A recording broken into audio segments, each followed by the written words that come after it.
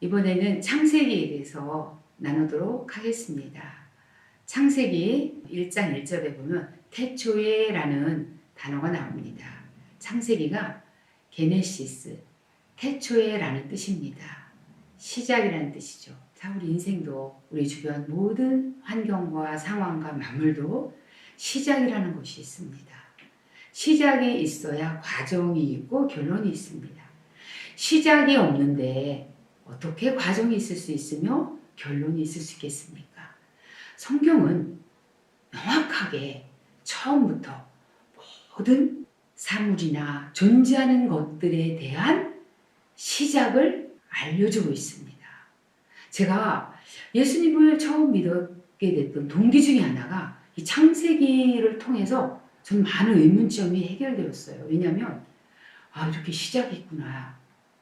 분명히 원인이 있으면 결과가 있는 것처럼 이 시작을 알려줌을 통해서 내가 존재하는 것들에 대한 해석이 명확해지는 것들을 알게 되었습니다. 자, 창세기는 주제가 뭘까요? 그러면 창조에 대한 주제가 뭘까요?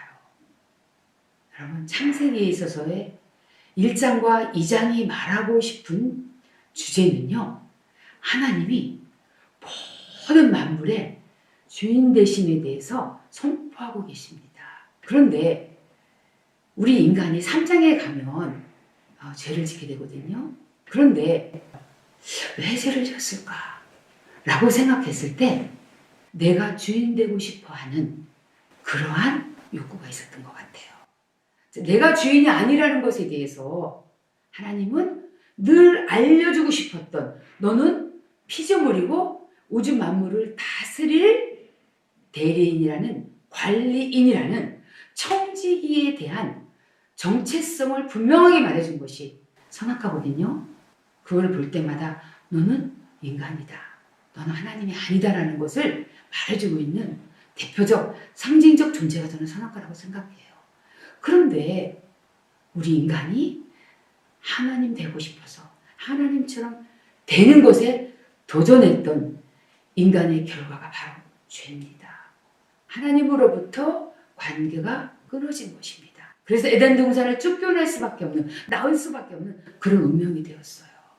자, 창세기 구조를 제가 다시 말하면, 창세기는요 1장부터 11장까지가 인류 역사예요.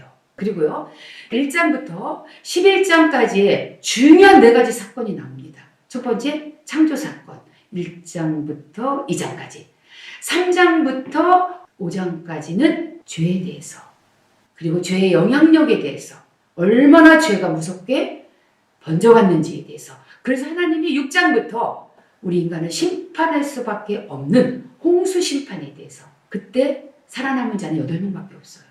노아 와이프, 그리고 노아의 큰아들 함과 셈과 야벳입니다. 그 부인들 앞에서 8명만이 살아남게 돼요.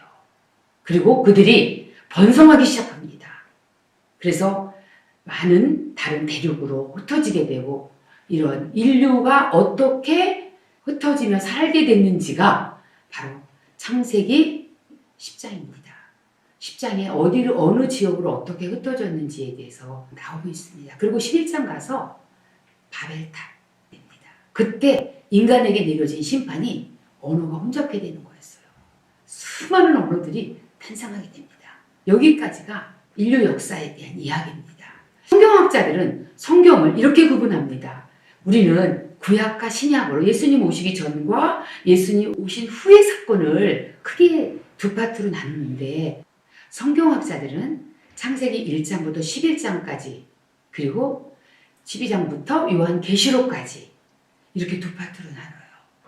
왜냐하면 창세기 12장부터는 이스라엘의 역사가 나오기 때문에 그렇습니다. 아브라함, 이삭, 야곱, 요셉까지. 그런데 여기에서 이스라엘 역사 이렇게 말하는데, 그럼 이스라엘이 무엇인가?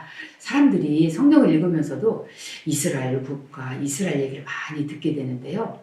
이스라엘에 대한 것이 지명이냐 뭐냐 이렇게 묻는 분들이 가끔 계시더라고요. 그게 아니고요, 사람 이름이에요.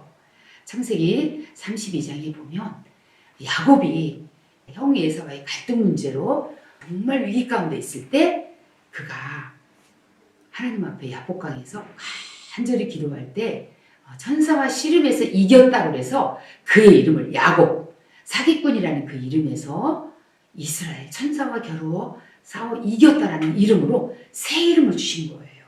그런데 그 이스라엘이 몇 명의 아들을 낳냐면 12명의 아들과 디나라는 딸을 낳게 됩니다. 이 12명이 이스라엘의 12지파가 됩니다.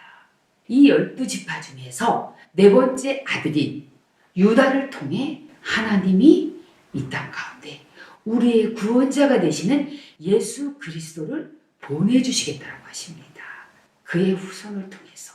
그의 후손 가운데 유명한 사람이 있죠. 다윗 왕의 계보가 바로 유다족 수속입니다. 여러분, 이 창세기가 매우 중요한 것이 근원과 시작이라는 중요한 컨텐츠가 있고요. 그리고 이스라엘 역사가 어떻게 시작되어졌는지에 대한 아주 중요한 이야기를 그곳에 기록해 있기 때문에 창세기가 매우 중요합니다. 한 가지 저는 이런 질문을 했어요. 모세가 창세기를 기록했다고 그랬는데 모세는 창세기 사람이 아니잖아요. 모세는 정확히 말하면 출애굽기 시대 사람입니다. 그렇다면 어떻게 이 어마어마한 자기가 태어나지도 않았던 시대의 이야기를 어떻게 이렇게 자세하게 기록할 수 있을까? 그리고 왜 하나님은 모세를 통해서 이 창세기를 기록하게 하셨을까? 라는 의문을 제가 한번 가져본 적이 있습니다.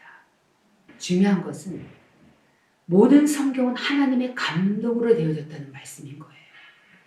인간의 어떠한 생각으로 기록된 것이었다면 아마 창세기는 기록할 수 없었을 거예요. 왜냐? 모세는 창세기 사람이 그 시대 사람이 아니었기 때문에 그렇습니다. 하나님의 감동으로 된 것이기 때문에 그 계시가 저는 모세에게 열려졌다라고 믿는 것입니다. 이런 관점에서 여러분들이 성경을 읽는다면, 창세기를 본다면 더 많은 여러분의 눈이 열리게 될 것입니다.